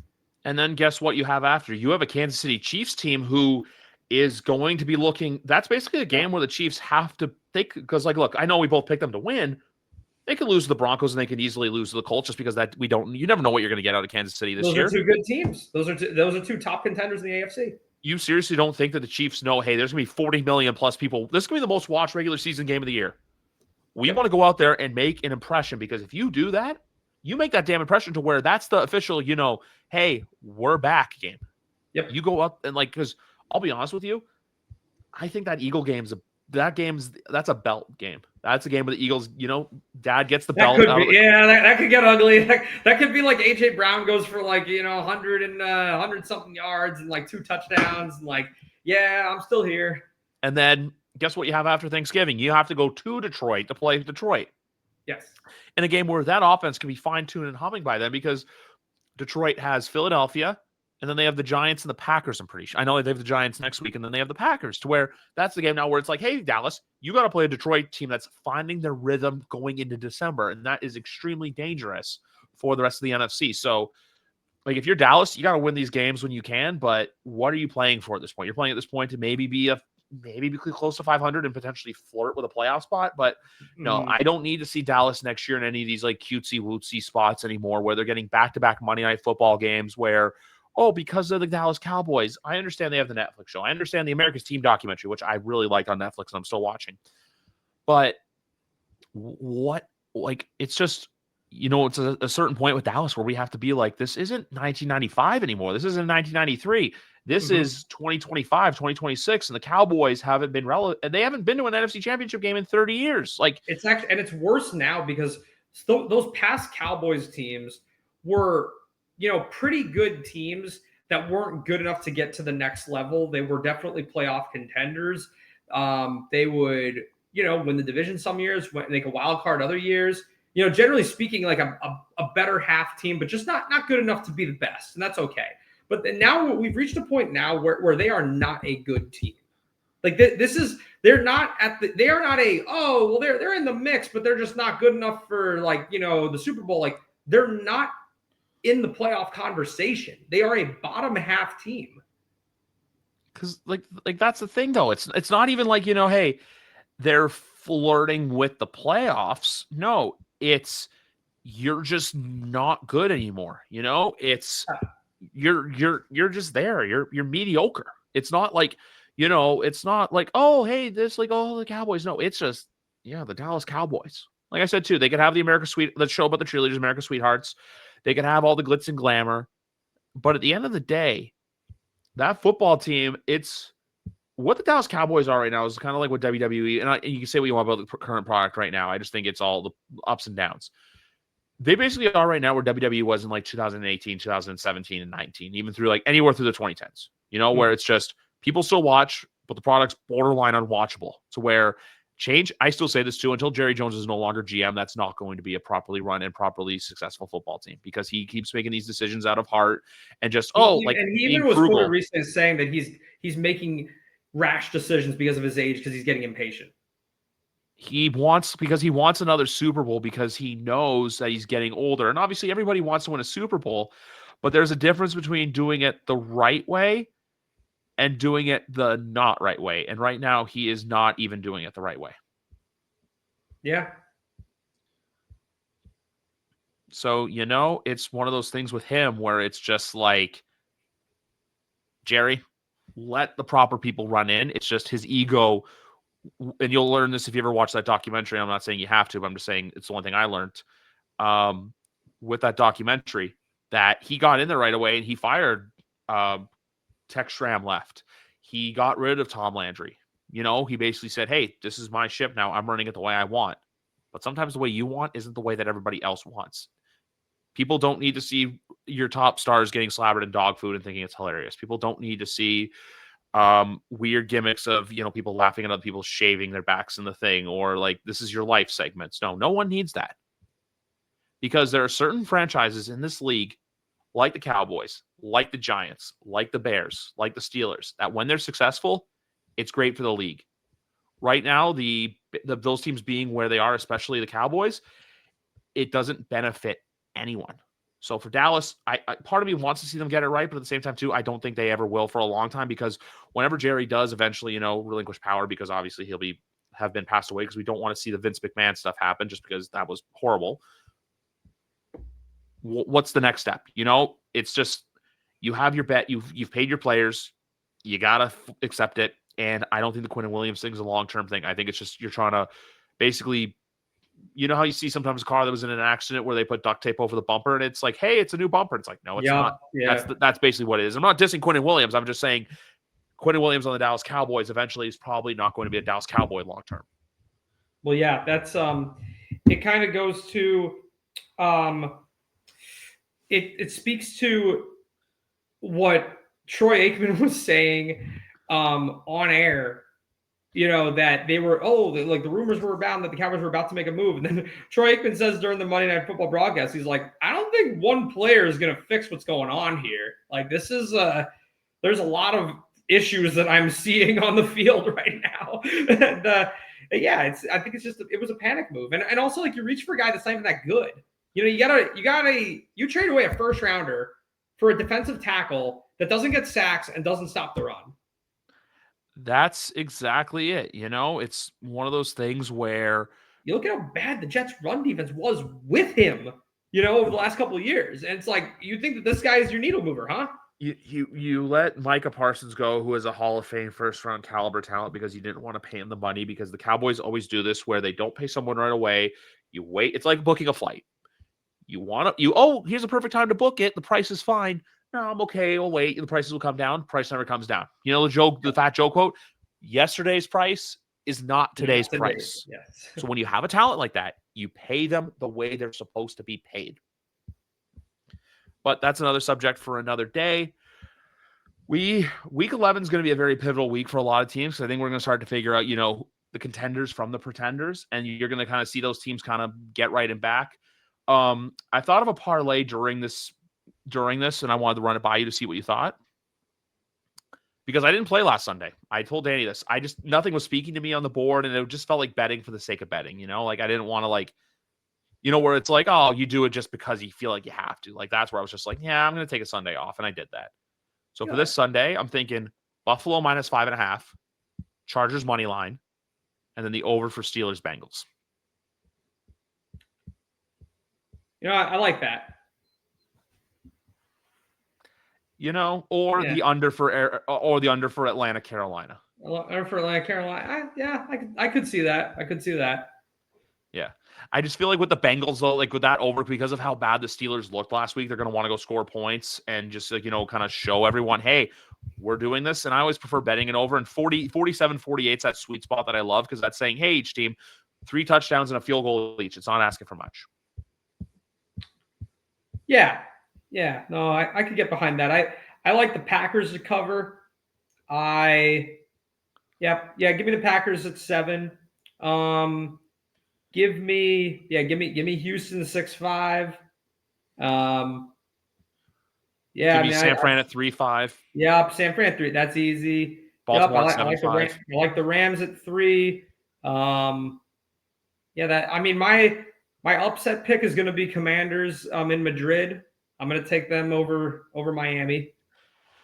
Detroit over Philadelphia is my upset pick. Yeah, Detroit over. Oh yeah, that's. I don't even know why that would be an upset, really, the way these teams are playing. But I'm gonna go. Yeah, I definitely. If Detroit's a dog, then give me Detroit there, and because I don't trust them, give me the Raiders at +3.5. Over, I think Dallas wins, but you know it's like a crappy low scoring field goal. No. I like the spread there, because I think that, you know, it could be like a last team with the ball type of situation, and like a touchdown separates them. So I actually do like the Dallas spread there. Also, Chargers at -3.5. I like. Okay. Yeah. Oh, yeah, for sure. I think that they're going to go way over that. And I'm going to pin it in the middle. I like Chiefs money line, and I like the Broncos to cover because I'm going to go back to my 19-17 score prediction. Yeah, I like the under of 44.5 points in that one. Second field goal.